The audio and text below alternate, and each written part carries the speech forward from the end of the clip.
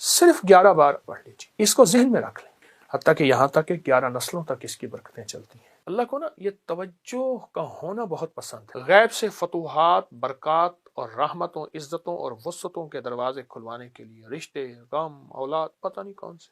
ہم نے نا آج تک آیت الکرسی کو حفاظت کا عمل سمجھا ہے، میں اس کا انکار نہیں کر رہا، اصل یہ اسم اعظم ہے، اور محدثین نے لکھا ہے کہ بعض فرماتے ہیں الحی القیوم اسم اعظم ہے، اللہ لا الہ الا هو الحی القیوم، اور بعض محدثین کے مشاہدات تجربات ہیں کہ آیت الکرسی کی آخری آیت وَهُوَ العلی العظیم، العلی العظیم، یہ اسم اعظم ہے۔ صرف 11 بار آیت الکرسی پڑھ لیجیے، جو مراد ہو، جو مشکل ہو، جو ناکامی ہو، حتیٰ کہ آپ کسی 11 مرادوں کا آپس میں تذکرہ کر لیں، تصور کر لیں، کوئی 11 مرادوں کا اللہ کے خزانوں سے منوا لیں، اس کو ذہن میں رکھ لیں، حتیٰ کہ یہاں تک کہ 11 نسلوں تک اس کی برکتیں چلتی ہیں۔ ویسے بھی قبولیت کا وقت ہے، محبوبیت کا وقت ہے، مقبولیت کا وقت ہے، اور اس کی عطا اور شفقت کا وقت ہے، تو اس کی بہت برکتیں اور اس کی بہت خیریں چلتی ہیں۔ جو حاجت مانگے، جو مشکل، جو پریشانی، جو الجھن اور جس ناکامی سے نجات مانگے، اللہ غیب سے عطا فرماتے ہیں۔ بہت طاقتور عمل ہے، بہت باکمال عمل ہے، اور بہت حیرت انگیز عمل ہے۔ امید ہے کہ آپ اس پہ توجہ کریں گے، اور پھر صرف یہ نہیں، پھر اس کے بعد دعا کو وقت دیں، دعا کو وقت دیں۔ میں لفظ دیکھیے، ہم ایک تو دعائیں پہلے مانگتے نہیں، پڑھتے ہیں۔ دعا پڑھنے کا عمل نہیں، میں دعا پڑھ رہا ہوں ربنا آتنا فی الدنیا حسنۃ وفی الآخرۃ حسنۃ، یہ پڑھ رہا ہوں۔ دیکھیے، سائل، منگتا، جسے ہم بھکاری کہتے ہیں، چوراہوں پہ، سڑکوں پہ، گلیوں میں اس کی نظریں منگتی، اس کا لباس منگتا، اس کے بول منگتے، اس کے ہاتھ منگتے، اس کے جذبے منگتے، اس کی چال منگتی، اس کی ڈھال منگتی، اس کا حال منگتا۔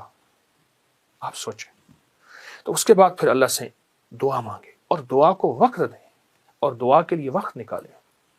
دعا مانگے، دعا کو وقت دیں، اور دعا کے لیے وقت نکالیں۔ 2 عمل بتاؤں گا، ایک وہ عمل جن کو قرآن پڑھنا نہیں آتا، ایک وہ عمل جن کو قرآن پڑھنا آتا ہے۔ آپ قرآن پاک کی سورۃ والضحیٰ اٹھائیں، 30ویں پارے میں دیکھ کے پڑھیں۔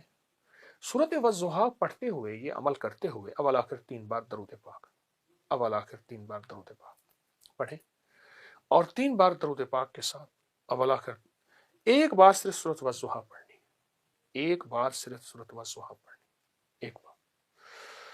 اور سورۃ والضحیٰ میں 9 کاف ہیں، اور ہر کاف پہ اوپر 9 بار یا کریم پڑھنا ہے، پر پڑھنا دھیان سے، توجہ سے، طلب سے، اپنے مقاصد، اپنی مشکلات، اپنے مسائل، اپنی الجھنیں، اپنی پریشانیاں، اس کا تصور کر کے، اور تصور بہت سخت ہو، ادھر ادھر کوئی توجہ نہ ہو،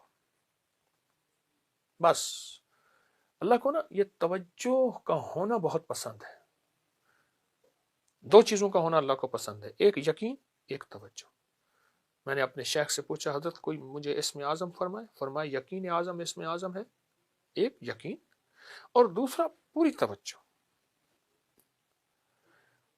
ایک بار سورۃ والضحیٰ پڑھیں، اس کے 9 کاف، ہر کاف پہ 9 بار یا کریم پڑھیں، یا کریم، یا کریم، یا، اس کیفیت کے ساتھ، درد، غم، طلب، تڑپ، جذبے کے ساتھ، اس کیفیت کے ساتھ یا کریم پڑھیں، اس کیفیت کے ساتھ۔ جب اس کیفیت کے ساتھ یا کریم پڑھیں گے، پھر غیب سے اللہ کی مدد آئی۔ جو بھی مسئلہ ہے، یقین جانی چند منٹ لگتے ہیں، چند منٹ لگتے ہیں، ایسے مسائل حل ہوتے ہیں۔ میرا تو مشورہ یہ ہے، آپ اس کو چند بار پڑھ لیں، ہر نماز کے بعد پڑھ لیں، دن میں وقفے وقفے سے پڑھ لیں، مجبوراً صبح شام پڑھ لیں، لیکن میں چاہوں گا کہ اس کو زیادہ پڑھیں، چند منٹ لگتے ہیں۔ اول آخر درود پاک، سورۃ والضحیٰ، اور والضحیٰ کے ہر کاف پہ 9 بار یا کریم، بس یہ تو کیش ہے، ایسے بھیجو اور اللہ کے خزانوں سے یہ صورت منوا کے لے آتی ہے، گھریلو الجھنوں کے لیے، زندگی کے مسائل کے لیے، ناکامیوں کو دور کرنے کے لیے، غیب سے فتوحات، برکات اور رحمتوں، عزتوں اور وسعتوں کے دروازے کھلوانے کے لیے، رشتے، غم، اولاد، پتہ نہیں کون سے۔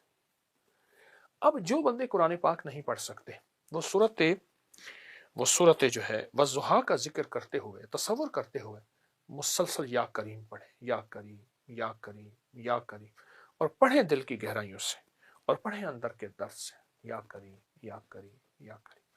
بس یہ چیز آپ کو انشاءاللہ ترقی، کامیابی، عزت، وسعت، رحمت، برکت عطا فرمائے گی۔ وہ کھلا یا کریم پڑھتے رہیں، بہت بہت کمال عمل ہے، اور بہت بہت حیرت انگیز بابرکت عمل ہے۔ اچھا میں ایک ٹوٹکا ہی بتا دوں، جو شخص یہ چاہتا ہے کہ کبھی اس کا معدہ خراب نہ ہو، کبھی تھکے نہیں، اور لا علاج بیماریاں اگر ہیں، لا علاج بیماریاں ہیں تو وہ ختم ہو جائیں، میں لا علاج بیماریوں کو کوئی لسٹ نہیں بتاؤں گا، تو میرا ایک ٹوٹکا آزما لے، بڑا فائدہ دے گا۔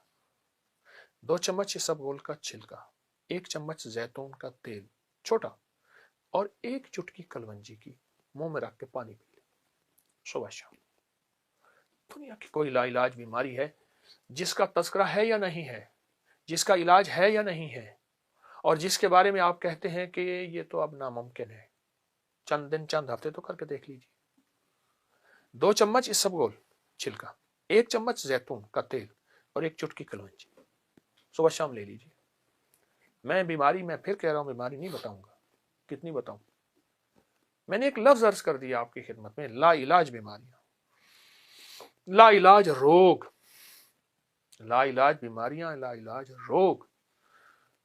آپ اگر کوئی اور دوائیں کھا رہے ہیں تو کھاتے رہیں، کوئی حرج نہیں، لیکن آپ یقین جانیے آپ کی دوائیں چھوٹ جائیں گی، کچھ دنوں میں آپ کہیں گے ان دواؤں کی ضرورت نہیں۔